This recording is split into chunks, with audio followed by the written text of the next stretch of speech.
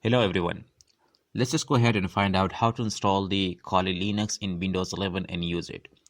So there are other official methods, but I'm not going into those methods because we are not getting the full access and authority to do whatever we want with the default version of the Kali Linux in Windows. So the simplest method is using a virtual machine.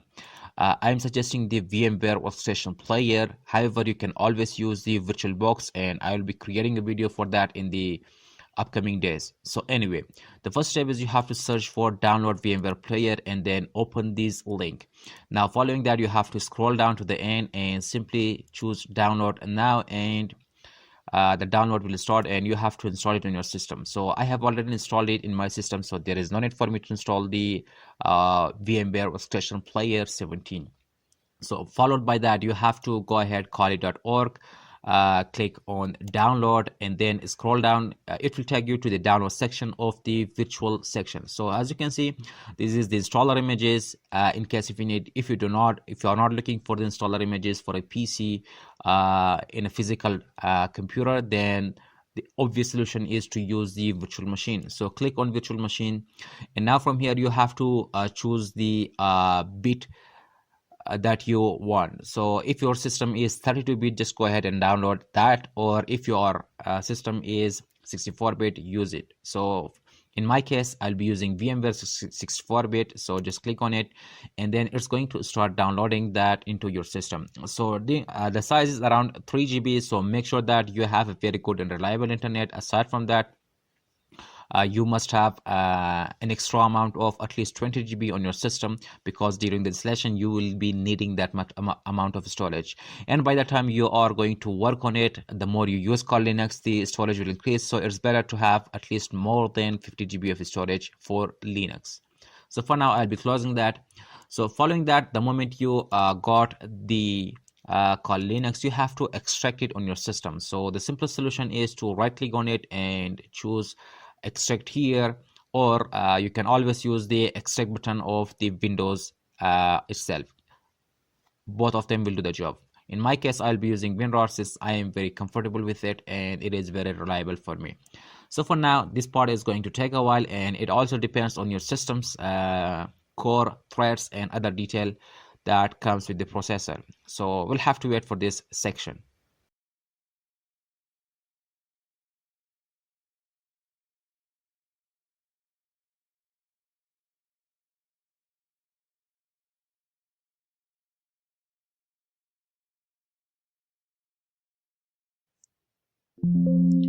Okay, the extraction has been completed. Now go ahead and launch the VMware player that you have installed on your system.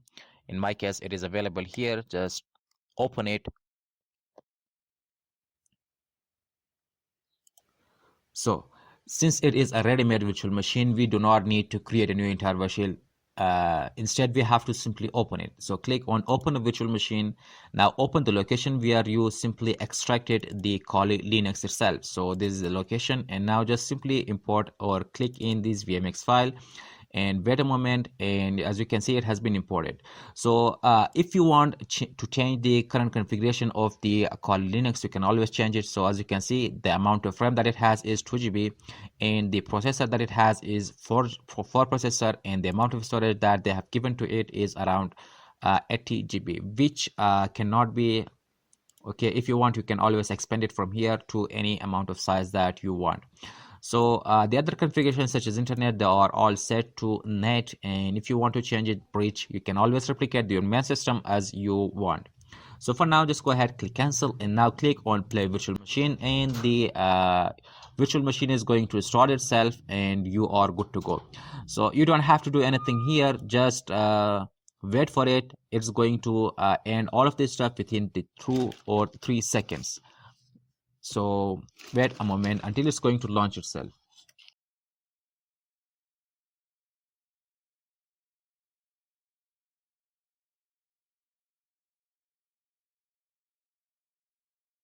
So yeah, we are here in the login section of the Kali Linux. So right now it is asking for a user and password. So the default user and password is Kali. Now please keep in mind that both of the letters are all in small letters. None of them are capital. Kali and Kali.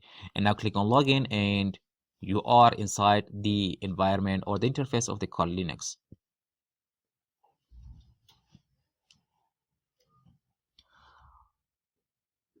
So yeah, everything is good to go. You can just go ahead, copy and files between the operating system, and then aside from that, you can just go ahead and use the Kali Linux the way you want it and install any tool that you want. So for instance, the most of the time, whenever I'm inside the Kali Linux, I have the habit of running the update for it. So for instance, I have to run or I have to update the Kali Linux with the latest stuff. So sudo apt update, and it is going to update the Kali Linux to the latest versions of the root and security patches that was released recently. So this is going to take a while, but however, this is the simplest method that you can use to install or test or any other penetration testing that you have in mind using the Kali Linux on your Windows 10 or Windows 11 PC. So in the next tutorial, I'll be creating a video specifically for the VirtualBox, since VirtualBox is also an open source, and most of the users, especially in the open source community, are preferring to use the open source applications. So that's why I'll be creating a specific video for that. If you are looking to use the Kali Linux there, you are always welcome. Now the good thing about the VMware here is that as I said earlier, that you can always use to drag and drop files between them. So for instance, let's just go ahead and try it out if there is anything else or no. So as you can see, I can just simply drag and drop files, and you can see the final edition of the story that I had created that is still here.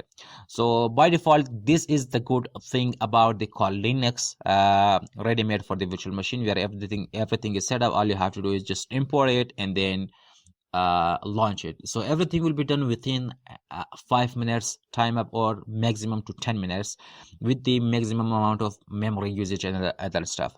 If you are looking into clean installation of the Kali Linux, setting up everything, then in that time you have to download the Kali Linux ISO and then set it up everything from there.